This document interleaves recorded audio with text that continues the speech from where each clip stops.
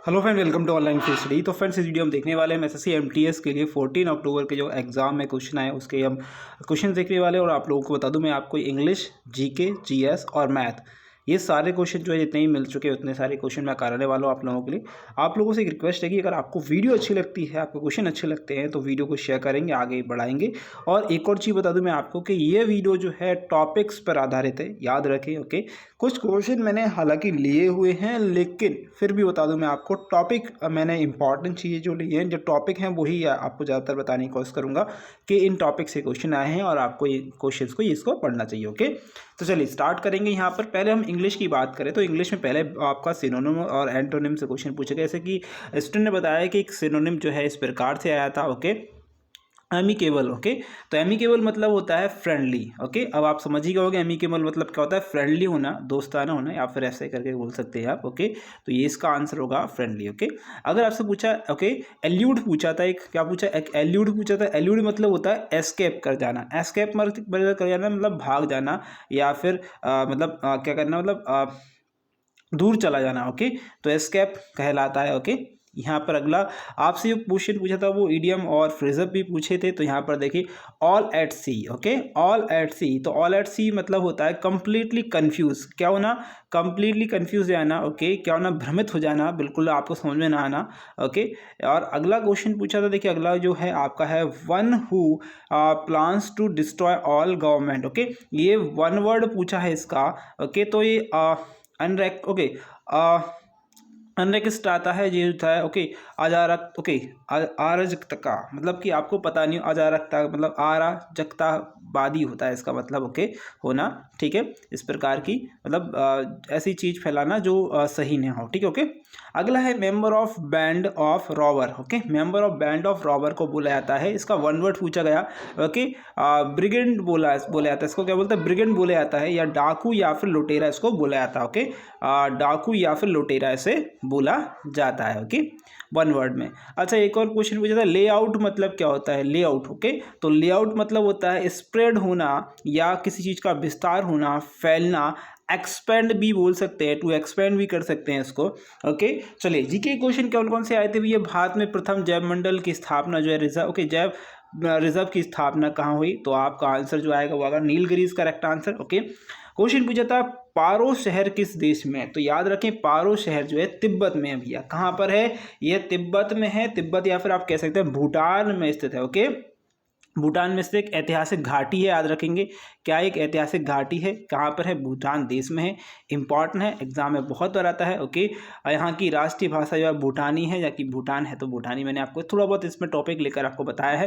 Question पूछा था 49th वाला दादा साहब फाल्के पुरस्कार किसने जीता, तो पहले तो देखिए आपको ये पता होना चाहिए कि अभी का 51वां जो जीता है वो किसने जीता, रजनीकांत ने जीता है।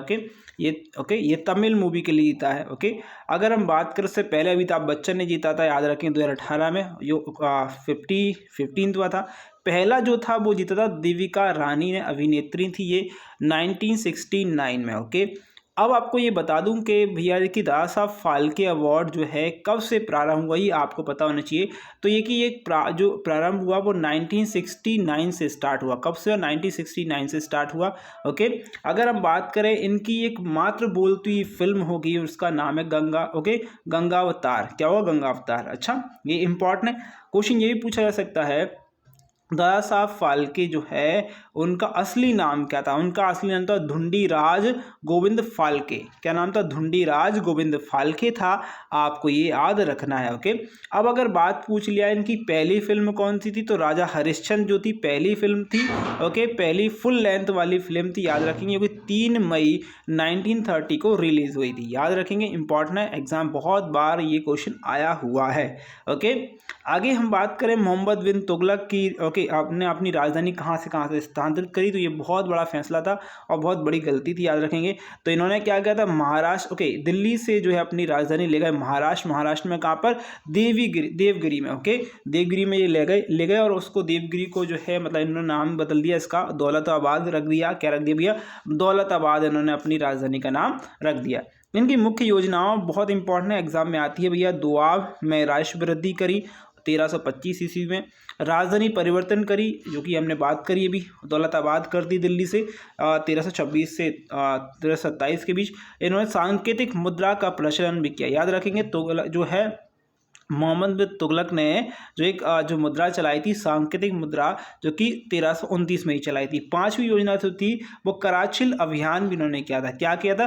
कराचिल अभियान भी इनका मुख्य अभियानों में से एक है। ओके, अगर हम बात करें तुगलक वंश की, तो भैया मोहम्मद बिन तुगलक दिल्ली सल्तनत के तुगलक वंश का शासक था, और गइसुद्दीन तुगलक की मृत्यु के बाद, इसकी मृत्यु के बाद उसका पुत्र जो है जूना खां, जिनका नाम था मोहम्मद बिन तुगलक, 1325 से 1351 तक इस पर शासन किया। और ये नाम से शासन किया। ओके, संभवतः मध्यकालीन में सभी सुल्तानों में मोहम्मद बिन तुगलक सर्वाधिक शिक्षित थे। याद रखेंगे, मध्यकालीन अगर पूछा जाए कि मध्यकालीन जो है मध्यकाल में सबसे शिक्षक जो है सुल्तान कौन था, तो आप बोलेंगे तुगलक बिन मोहम्मद बिन तुगलक। आपसे क्वेश्चन और पूछा जा सकता है, क्या क्वेश्चन पूछा जा सकता है कि कौन सा राजवंश जो है कब से कब तक हुआ? दिल्ली का राजवंश। ओके, मुख्य वाला। ओके, तो ममलुक वंश जो चला, पहले तो याद रखिएगा दिल्ली सल्तनत जो कब से कब स्टार्ट हुई, पहले 1206 से स्टार्ट हुई, लास्ट हुई 1526 तक। ओके, 26 थोड़ा 6 पीछे आ रहा है तो ध्यान रखेंगे। ओके, इंपॉर्टेंट है। ओके, तो ये ममलुक वंश स्टार्ट हुआ। ओके, ममलुक को हम क्या बोलते हैं? स्लेव डायनेस्टी बोलते हैं। ओके, इसके बाद हम बात करें तो ये खिलजी राजवंश स्टार्ट हुआ, तुगलक वंश हुआ, उसके बाद आएगा आपका सैयद राजवंश, फिर आएगा अफगान लोधी। ओके, लोधी वंश, ये क्वेश्चन पूछा गया है कि लोधी वंश का आखिरी शासक क्या था, इंपॉर्टेंट है, एग्जाम में आया हुआ है। ओके, एक ही क्वेश्चन में एक ही जगह से 2 क्वेश्चन आए हुए हैं। तो अंतिम लोधी वंश का अंतिम शासक कौन था? तो जो है इब्राहिम लोधी जो होगा यहाँ पर आएगा। सिकंदर लोधी की मृत्यु के बाद क्या होगा? इब्राहिम लोधी दिल्ली सल्तनत का आखिरी जो है बारिश रहा। याद रखेंगे, और यहाँ पर याद रखेंगे, आकर पूछ लिया जाए कि दिल्ली सल्तनत में लोधी वंश का संस्थापक कौन था, तो बहलोल लोधी होगा। कौन होगा? बहलोल लोधी होगा। इंपॉर्टेंट है, एग्जाम में ये पूछा गया है और बहुत बार पूछा गया। क्वेश्चन पूछा था गुजरात में कौन सा बंदरगाह है, तो गुजरात में कांडला बंदरगाह। अब क्वेश्चन इसलिए पूछा गया था, हाल ही में इस कांडला बंदरगाह का नाम बदलकर दीनदयाल बंदरगाह रख दिया गया। क्या रख दिया गया? दीनदयाल बंदरगाह रख दिया गया। इंपॉर्टेंट है, एग्जाम में बहुत ज़्यादा क्वेश्चन आता है। ओके, अच्छा, कुछ जो हम बात कर लेते हैं हमारे जो है इम्पॉर्टेंट जो है बंदरगाह है, पोर्ट है, तो ये नवी मुंबई या न्यू मुंबई में एक बंदरगाह है। ये बंदरगाह एकमात्र ऐसा बंदरगाह है जो कृत्रिम बंदरगाह है। ओके, इसे जो है जवाहरलाल नेहरू पोर्ट कहा जाता है या न्योहा सेवा कहा जाता है। ओके, मुंबई पोर्ट में एक और पोर्ट है जो कि पश्चिम मुंबई में है। ये नवी मुंबई में, ये पश्चिम मुंबई में, ये भी महाराष्ट्र में। ओके, सबसे बड़ा बंदरगाह है, याद रखेंगे ये भी।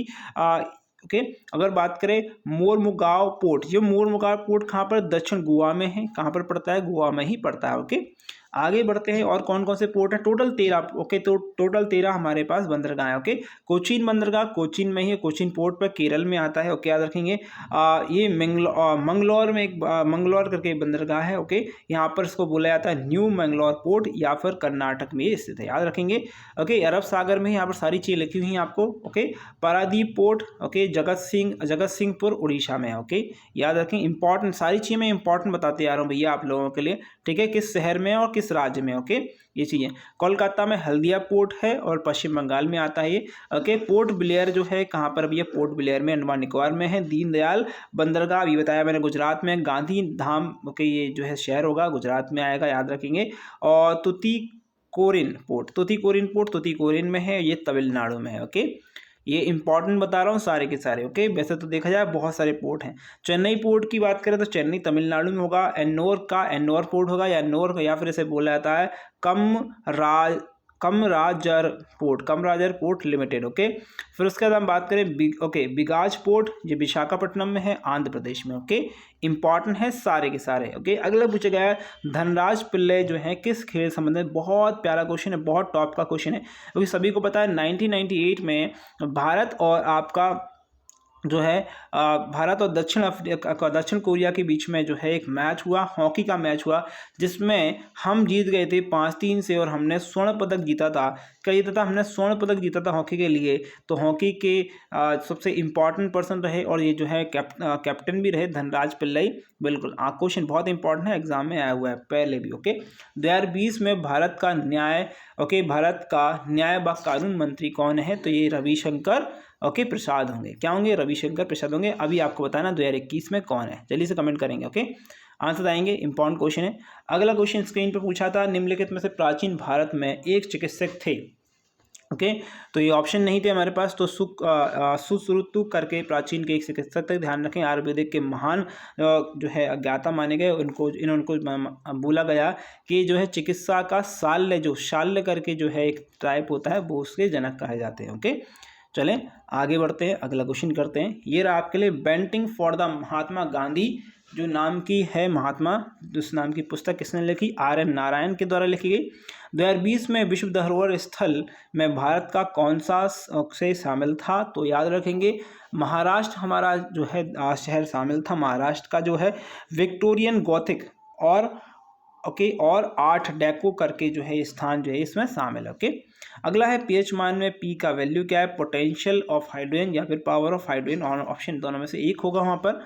ओके हेमकुंड गुरुद्वारा कहाँ पर है? तो ऋषिकेश में है ये। ओके चलें अब मैथ के क्वेश्चन करेंगे। मैथ क्वेश्चन देखते हैं किस किस स्टूडेंट को आएंगे। देखिए मैं ये नहीं बोलूँगा कि मैंने एक्जैक्टली वही वैल्यू ली है जो एग्जाम में आई है, लेकिन थोड़ा बहुत ऐसा है कि मैंने थोड़ा बहुत आपको वैल्यू थोड़ी सी चेंज की है, लेकिन क्वेश्चन आपको वही मिलने वाला। ओके क्वेश्चन है 10 संख्याओं का औसत जो है 35 है। यदि पहले चार संख्याओं का औसत 41 है और अंतिम 5 संख्याओं का औसत 30 है, तो 5वीं संख्या क्या है? ओके पहले बोला है पहली चार संख्याओं का जो औसत है वो कितना है भैया? 41 है।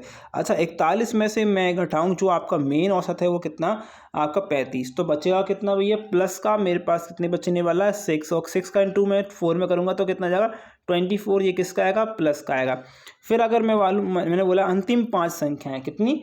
अंतिम 5 संख्याएं हैं हमारे पास। ओके उनका औसत कितना है? 30 है। 30 में से मैं 35 घटाऊंगा तो माइनस का ही 5 बचेगा मेरे पास। कितना? माइनस का 5 बचेगा। 25 हो गया।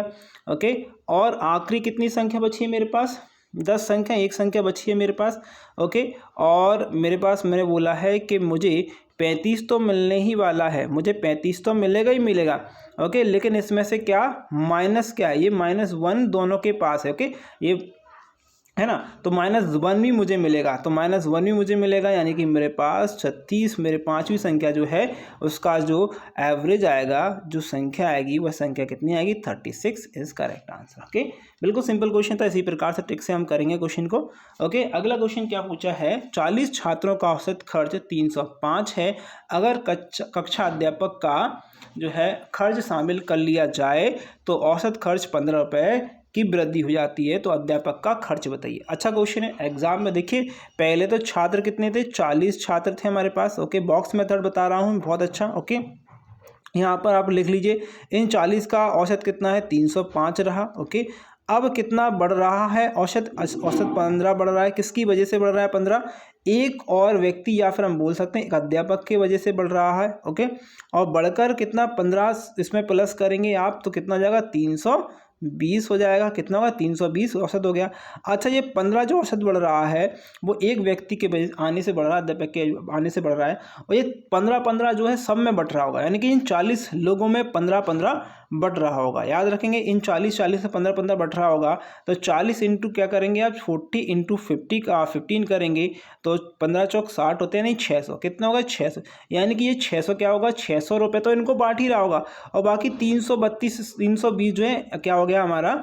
एवरेज हो गया है। तो आप देख सकते हैं 0 to 9, यानी कि 920 अध्यापक के पास कितने रुपए होंगे? 920 होंगे, या 920 उसने खर्च किए होंगे। आंसर आएगा 920 is the correct answer. Okay exam में ऐसे क्वेश्चन आ रहे हैं जो आपको ट्रिक बेस्ड होते हैं। ओके क्वेश्चन है x और y की वर्तमान आयु का अनुपात 3:4 है। 5 वर्ष पहले उनकी आयु 5:7 थी, तो y की आयु क्या है? बहुत अच्छा क्वेश्चन है, सिंपल क्वेश्चन है देखा जाए तो। Okay okay. यहाँ पर दिया है, ओके मैं लिख लेता हूँ, पहले कितनी थी 3 4 थी आयु, ओके, बाद में कितनी हो गई 5 और 7 हो गई है। अब भैया दोनों की आयु में अंतर कितना है, यहाँ पर 1 का अंतर है, यहाँ पर 2 का अंतर है, इनमें 1, ओके, यहाँ पर इसका इसमें आप 2 का इंटू कर दीजिए, इसमें आप 1 का इंटू कर दीजिए। 1 का इंटू करेंगे इसको भी फ़र्क नहीं पड़ेगा, लेकिन इसमें करेंगे आप इंटू, तो ये जो हो जाएगा डबल हो जाएगा, कितना हो जाएगा डबल हो जाएगा, 3 दूनी 6 जाएगा, 4 दूनी 8 हो जाएगा, ओके। इन दोनों का अंतर कितना है भैया, 1 अंतर है, ओके, 1 अंतर है। और यहाँ पर कितना अंतर है, 5 वर्ष पहले, ओके, तो 5 वर्ष पहले 5 आएगा भैया, ओके। और आपको क्या पूछा है, बाय की वर्तमान आयु, बाय की वर्तमान आयु आप इंटू कर दिए, बाय की वर्तमान आयु 5 अट्टे 40, कितना आएगा 5 अट्टे 40 इज करेक्ट आंसर, ओके। कितना आने वाला है 40 इज अ करेक्ट आंसर, ठीक है, ओके। ऐसे ही आपको क्वेश्चन करना है एग्जाम में बैठे बैठे, ओके। अगर नहीं किया है, अगर आपको क्लास अटेंड करनी है, बिल्कुल कमेंट करके मुझे बताइएगा, बिल्कुल क्वेश्चन करवाऊंगा, ओके। ए प्लस बी किसी काम को 8 दिन में कर सकता है, बी प्लस सी किसी काम को 12 दिन में कर सकते हैं, ओके। यदि तीनों मिलकर काम करते हैं तो 6 दिन में समाप्त हो जाते हैं। ए प्लस सी उस काम को कितने दिनों में खत्म करेंगे। इस प्रकार से एग्जाम में क्वेश्चन पढ़ना है आराम से और तसल्ली से ओके। मैं थोड़ा सा जो है फास्ट स्टिल पढ़ा, लेकिन मुझे क्वेश्चन वहाँ पे मैंने लिखा है इसलिए मुझे याद है, ओके। ए प्लस बी जो है 8 दिन में, ओके, बी प्लस सी जो है कितने दिन में 12, और मैं और लिख लेता हूँ यहाँ पर, ओके, ये कितना है 6 दिन में, 24 एलसीएम आ गया 8 ते 24, 12 दूनी ओके 24, 6 ओके 6 6 चौक 24, ओके। तो एलसीएम आ गया भैया हमारे पास, ओके, हमारे पास ये आ गई। तो देखिए ऑल यानी कि ए प्लस बी प्लस सी की इफिशिएंसी कितनी है 4 है, ए प्लस बी की इफिशिएंसी कितनी है 3 है, तो सी की इफिशिएंसी कितनी आएगी 1 आ गई, सी की इफिशिएंसी कितनी आ गई है 1 आ गई है। जब सी की इफिशिएंसी 1 आ गई है, यहाँ पर देखिए तो बी की इफिशिएंसी कितनी आएगी 2, ओके, बी की इफिशिएंसी कितनी आने वाली, यहाँ पर 2 आ रही है, तो यहाँ पर बी की इफिशिएंसी भी भैया कितनी आएगी भैया, यहाँ पर बी की इफिशिएंसी भी आपको निकालनी पड़ेगी, 1 मिनट रुक जाइए। तो बी की इफिशिएंसी कितनी आने वाली है भैया, बी की इफिशिएंसी भी 1 आएगी, ओके। अच्छा, तो ए की इफिशिएंसी कितनी आएगी, यहाँ पर कितना टोटल है 3, ए की है 1 और बी की कितनी है 2 आएगी, ठीक है। तो हमें पता क्या करना है, ए और सी का जो है हमें क्या निकालना है, कितने दिन में काम करेगा। ए और सी जो है टोटल काम कितना हमारा 24, ए और सी कितने 2, ए 2 से और ये सी जो है 1 से काम करें, यानी 3 की इफिशिएंसी से काम करेंगे, 3 अट्टे 24 यानी 8 दिन में ये काम कर लेंगे। कितने दिन में 8 दिन में काम कर लेंगे। इस प्रकार से क्वेश्चन करना है, एग्जाम में ज़्यादा भटकना नहीं है, ओके, जल्दी क्वेश्चन करना है, ओके। चलिए अगला क्वेश्चन स्क्रीन पर है, यदि दो संख्याओं का अनुपात 2 3 है तथा उनका एलसीएम 54 है तो आपको बताना है तो संख्याओं का योग क्या है, ओके। मुझे पता है दो संख्याएं हैं 2 और 3, इनका एलसीएम आपका एलसीएम है 54। अगर हम बात करें ये 2 ये 3 जब भी अनुपात दिया हो तो x बराबर x जो होती है वह अगली संख्या होती है, अगली मतलब जो है आपके लिए अनुपात का जो है रेशो निकालने के लिए ऐसे लिख देते हैं, आप लिखिएगा जरूर, ओके। आप देखें 3 दूनी 6 आएगा, 6x हो गया और 54 हो गया है। यहाँ पर आप देखें कितना हो जाएगा, ये आ जाएगा आपका, ओके, 6 नाम 54 यानी x की वैल्यू कितनी आ गई है 9 आ गई, 9 आ गई है, तो आप रख दीजिए। अच्छा, अगर आपको योग पूछा है तो एक काम करिए, 3 और 2 5 को कर लिए, 5 नाम 45, कितना कर लिए 45 कर दिए डायरेक्ट, ओके। योग पूछा है तो इनको भी प्लस कर दिए, कोई दिक्कत नहीं, आपका आंसर 45 आ जाएगा।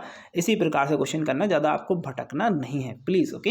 अगला क्वेश्चन है, अजय और विजय 45,000 36,000 रुपये के साथ व्यवसाय शुरू करते हैं। शुरुआत में 7200 रुपये के कुल वार्षिक लाभ में प्रत्येक का हिस्सा क्या है, ओके। चलिए बहुत अच्छे हैं क्वेश्चन है, अजय की बात आ रही है और विजय की बात आ रही है।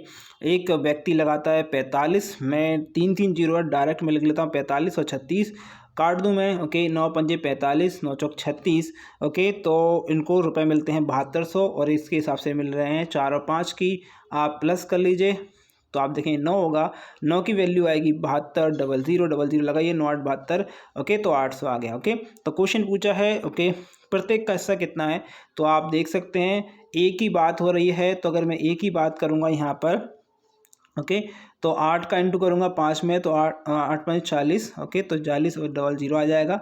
अच्छा, बी की बात करूँगा तो 8 चौक 4 है, यहाँ पर आके 8 चौक 32 और 00, ओके। ये दोनों का हिस्सा आ चुका है हमारे पास, बी का और ए का, या फिर अजय या बी का, ओके। 4,3200 7200 हो गया, ओके। चलें आगे अगला क्वेश्चन देखेंगे। अच्छा, अब ये क्वेश्चन, इतने ही क्वेश्चन थे हमारे पास आज के। अगर आपको वीडियो अच्छी लगी प्लीज़ लाइक करें, शेयर करें। मैथ की या किसी भी चीज़ की अगर वीडियो चाहिए तो आप मुझे जो है कमेंट करके बताएं, बिल्कुल। अगर आपको वीडियो अच्छी लगी तो लाइक करें, शेयर करें, चैनल सब्सक्राइब कर दीजिएगा। Thank you for watching this video, best आपके एग्जाम के लिए, आपके रिजल्ट के लिए।